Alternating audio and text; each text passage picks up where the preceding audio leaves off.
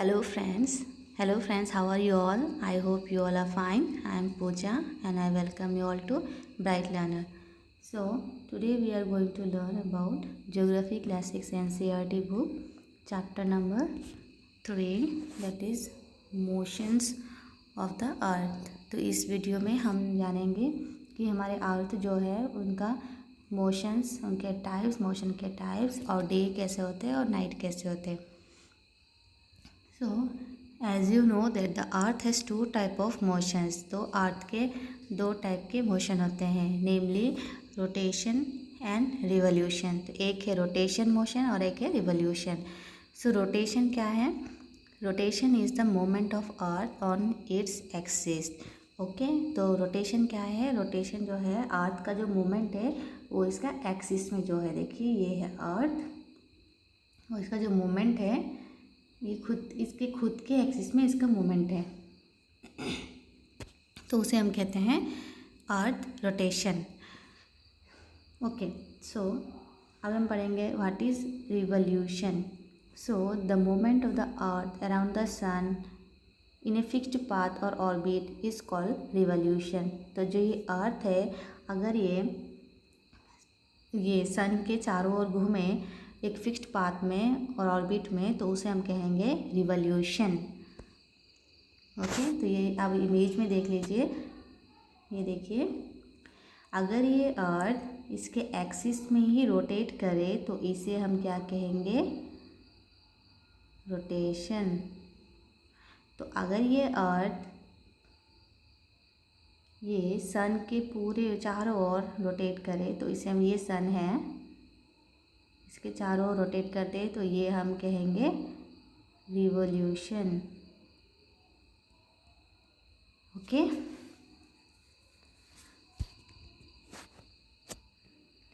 So the axis of the earth which is an imaginary line makes an angle of 66 degree. Okay, तो ये जो अर्थ का जो axis है, देखिए जैसे ये है अर्थ का एक्सिस. ओके, तो ये कौन से एंगल में है? ये 66 डिग्री में. ओके, सो ये एक इमेजिनरी लाइन है. ये इमेजिनरी लाइन क्यों है? असली में जो रियलिटी में है वो हमने एक रियलिटी में ऐसा नहीं है, हमने एक इमेज करके एक इमेजिनरी लाइन बनाया है ताकि हमारा जो कैलकुलेशन ये सब है ना, तो हमारे लिए वो ईजी हो जाए. So with its orbital plane. तो ये देखिए the plane of the earth orbit. तो ये जो है ना, ये जो डॉट डॉट है, ये है अर्थ का orbital plane. Okay, so the plane formed by the orbit is known as the orbital plane.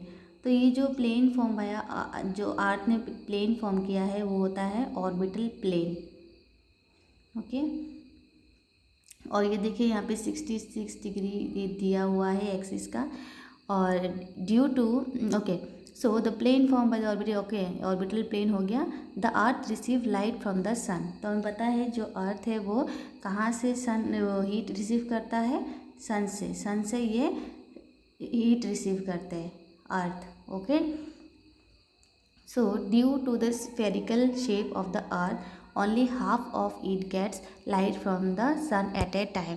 तो आप ये इमेज में देखिए, फिगर में देखिए 3.2 में, यहाँ पे क्या कहा जा रहा है कि ये हमारा जो अर्थ है ना वो स्फेरिकल शेप का है. ओके, तो इसकी वजह से क्या होता है कि ये देखिए ये है हमारा एक्सिस, तो इसकी वजह से क्या हुआ है, ये सन, तो देखिए सन अगर ये साइड में फोकस करे तो ये पार्ट का जितना है वो वहाँ पे ब्राइटनेस होगा, यहाँ पे पूरा सन होगा, सन का लाइट होगा, और जो ये जो दूसरा हाफ है यहाँ पे पूरा डार्क होगा. Okay, the circle that divides the day from night on A globe is called circle of illumination. Okay, तो एक जो सर्कल है जो डिवाइड करता है डे को नाइट से, उसे हम कहते हैं circle of illumination. Okay, illumination तो आपको पता ही होगा जहाँ से रोशनी आती है. Okay, this circle does not coincide with the axis as you see in the figure. तो ये देखिए ये एक्सिस है और ये है, तो ये इसके एक्सिस के साथ ये जो सर्कल ऑफ इल्यूमिनेशन है वो कोइंसाइड नहीं होता है. Okay, So this circle does not coincide with axis as you say. Okay, the earth takes about 24 hours to complete one rotation around its axis.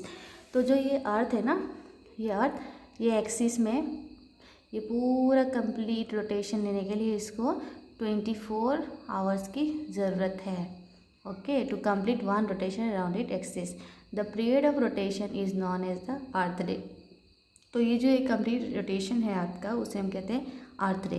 This is the daily motion of the earth. तो ये जो होता है ये daily motion होता है earth का. Okay, सो यहाँ पे देखिए, what could happen if earth did not rotate.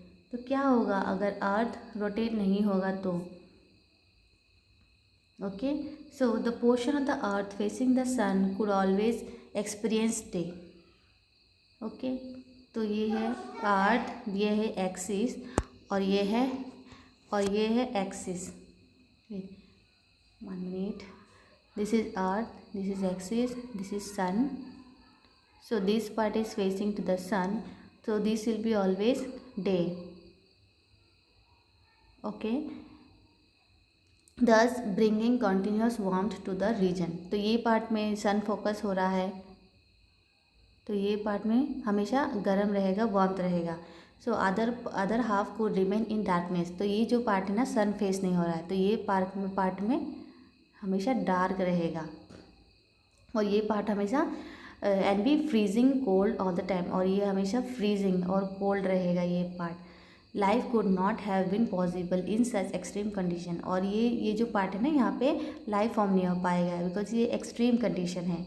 So the second motion of the earth, the second motion of the earth around the sun in its orbit is called revolution. Okay, तो जो अर्थ है अगर सूर्य की चारों ओर घूमे तो वो है रिवोल्यूशन. तो एक कंप्लीट रिवोल्यूशन के लिए इसे 365 डे लगते हैं. कितने दिन लगते हैं? इसे 365 डे लगते हैं. Okay, one revolution. So that means 365 days means 1 year to revolve around the sun. We consider a year as consisting of 365 days only. तो हम क्या बोलते हैं 1 ईयर में 365 डे होता है. And ignore 6 hours for the shake of convenience. तो हमारे जो 365 डेज में है ना तो हम यहाँ पे 6 ईयर को हम छोड़ देते हैं. क्यों छोड़ देते हैं वो हम आगे देखते हैं. So 6 hours saved every year are added to make 1 day. Okay, तो ये जो 6 hours है ना ये हर ईयर छोड़ दिया जाता है और इसको सेव करके ये 1 डे में ऐड किया जाता है. वो है 24 hours over span of 4 years. तो 4 साल में अगर हम 6 hours सेव करें तो 4 × 6 हो गया 24. तो 24 that is 1 day. Okay, 1 day. तो इससे क्या होता है, this surplus day is 1 day, that is 1 surplus day is added to the month of February. Okay, तो मंथ ऑफ फेब्रवरी में उसको ऐड किया जाता है. Thus every 4th year February is of 29 day. तो एवरी 4th ईयर में क्या आता है, लीप ईयर आता है. तो उस टाइम ये जो हमारा जो 6 hours सेव होके जो 24 hours हुए ना 1 डे, उसे हम लीप ईयर के फेब्रवरी मंथ का 29 में लगा देते हैं. उससे तो फेब्रवरी मंथ में 29 डेज हो जाता है लीप ईयर में instead of 28 days. Such a year with 366 day is called as leap year. तो जिस ईयर में लीप ईयर में 66 डे होते हैं उसे हम कहते हैं leap year. Find out when will the next leap year be. तो आप ये क्वेश्चन आप फाइंड आउट कीजिए नेक्स्ट लीप ईयर कब होगा. So from the figure 3.3 it is clear that the earth is going around the sun in elliptical orbit. तो आप यहाँ देखिए ये सन जो है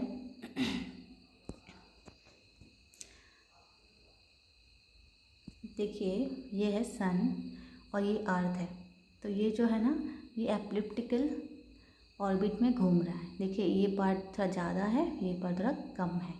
ये जो है ना ये मोमेंट एलिप्टिकल ऑर्बिट में ये मोमेंट हो रहा है around the sun. So notice that throughout its orbit the earth is inclined in the same direction. तो आप देख सकते हैं ये जो अर्थ है ये इस ऐसे ऐसे इंक्लाइंड है. ओके, ये जितना इसका जर्नी है सन के अराउंड ये पूरा में ये ऐसे इंक्लाइंड है, ये ऐसे ऐसे नहीं है. Okay, it's not like this, it is in same position. So, a year is usually divided into summer, winter, spring and autumn season. तो हम जानते हैं एक year summer, winter, spring and autumn में डिवाइड होता है. Seasons change due to the change in position of the earth around the sun. तो देखिए ये सीज़न कैसे चेंज होता है, ये जो पोजीशन है ना, जैसे यहाँ पे है तो एक दूसरा सीज़न होगा, यहाँ पे है तो देखिए समर सीज़न होगा, यहाँ है तो ये विंटर, ऐसे करके जो है ना सन के पोजीशन के थ्रू जहाँ जहाँ ये अर्थ जाएगा वहाँ वहाँ सीज़न भी चेंज होंगे.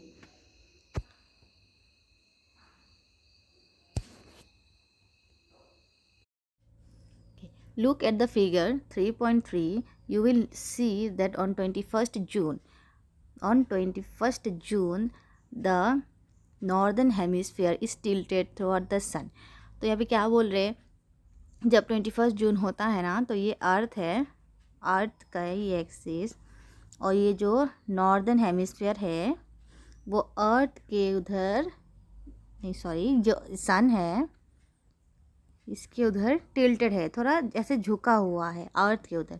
तो उसके वजह से क्या होता है, the rays of the sun falls directly on the tropic of Cancer. तो ये जो रेस है सन रेस ये डायरेक्टली ट्रॉपिक ऑफ कैंसर में आता है, ट्रॉपिक ऑफ कैंसर में पड़ता है directly. The area near the poles receive less heat as the rays of the sun are slanting. तो देखिए ये है सन और हम जैसे कि हमें पता है ये हमारा इधर ये अर्थ थोड़ा कर्व है इस तरीके से. तो जो ये सन के रेज जो है ना तो पोल तक पहुँचते पहुँचते यहाँ पे वो डिक्रीज हो जाते हैं. सन का जो हीट है इसके वजह से यहाँ पे कम हीट पाया जाता है, रिसीव होता है ये पोल्स में. Okay, next, the north pole is inclined throughout the sun and the places beyond the Arctic Circle experience continuous day light for about 6 month. Okay, तो देखिए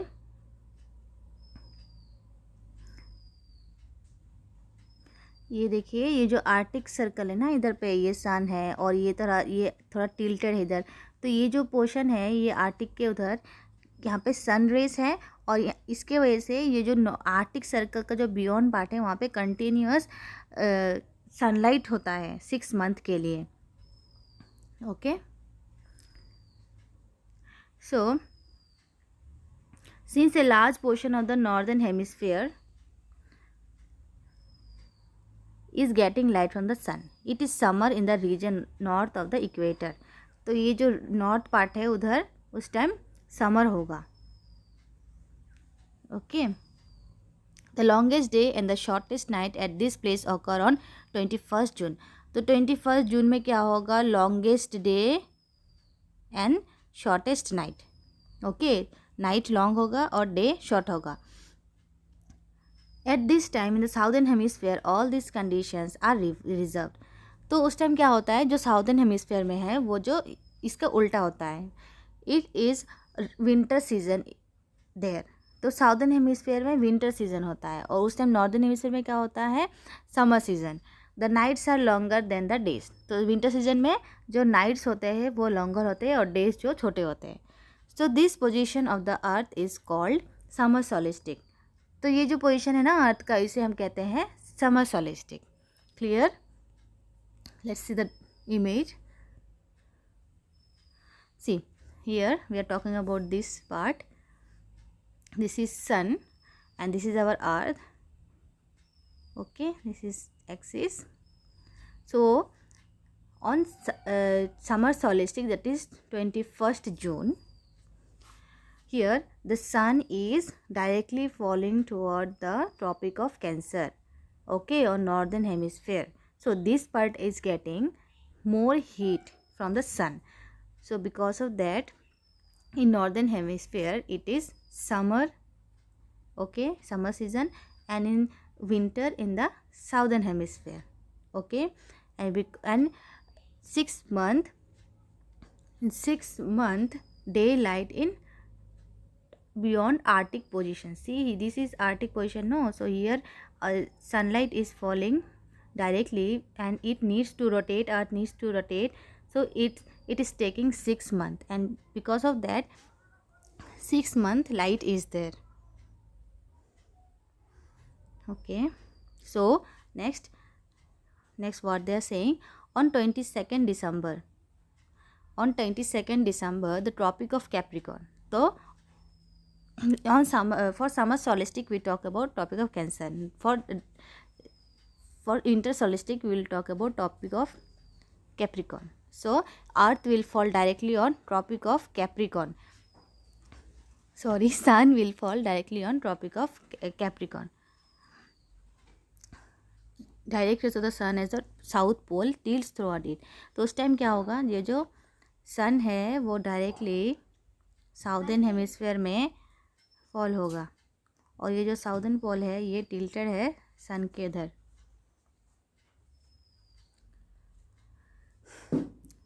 So as the sun rays fall vertically at the Tropic of Capricorn at 23rd degree south, a large portion of the southern hemisphere get light. तो ये क्या होता है, ये जो southern hemisphere है यहाँ पे large portion of sun heat is getting in larger portion.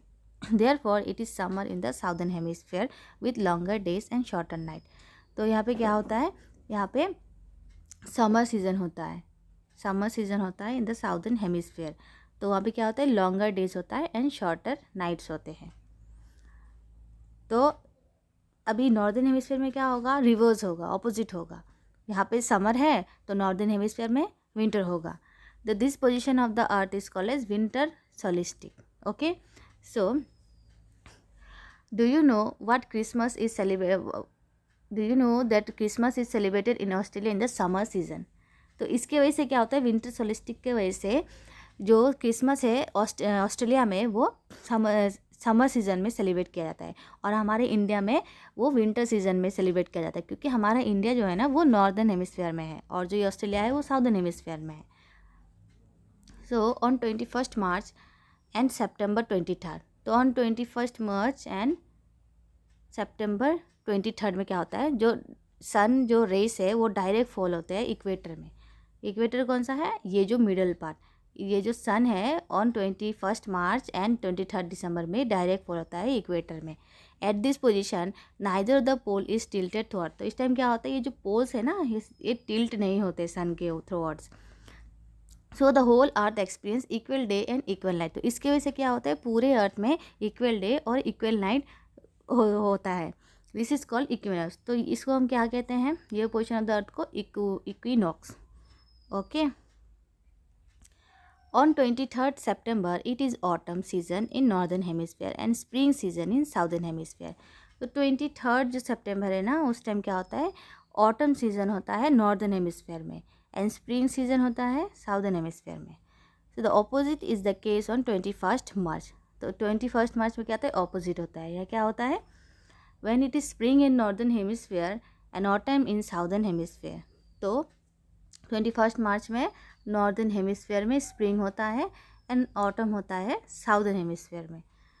Thus you find that there are days and nights and changes in the season because of the rotation and revolution of the earth respectively. So हमारे जो day night जो shift होता है, फिर ये जो seasons होते हैं ये किसके वजह से होते हैं, ये जो rotation and revolution of the अर्थ के वजह से होते हैं. आइए एक बार डायग्राम को हम देख लें. देखिए, ये हमने पढ़ा समर सोलिस्टिक 21 जून, ये हमने पढ़ा विंटर सोलिस्टिक जो 22 दिसंबर में, और फिर हमने देखा मार्च 21 में जो इक्विनॉक्स होते हैं वो नॉर्दर्न हेमिस्फीयर में स्प्रिंग होता है और साउदर्न हेमिस्फीयर में ऑटम होता है. और जो नेक्स्ट है जो 23 सितंबर, उस टाइम भी इक्विनॉक्स होता है. उस टाइम नॉर्दर्न हेमिस्फीयर में ऑटम होता है और साउदर्न हेमिस्फीयर में स्प्रिंग होता है. उस टाइम क्या होता है, जो सन के रेस होते हैं डायरेक्टली इक्वेटर में गिरते हैं, तो उसके वजह से पूरे अर्थ में सेम डे सेम नाइट होते हैं. तो I hope you all understood this video lecture. तो अगर लेक्चर पसंद आए तो सब्सक्राइब कर दीजिए और कमेंट करके बताइए आपको कैसा लगा. Thank you very much.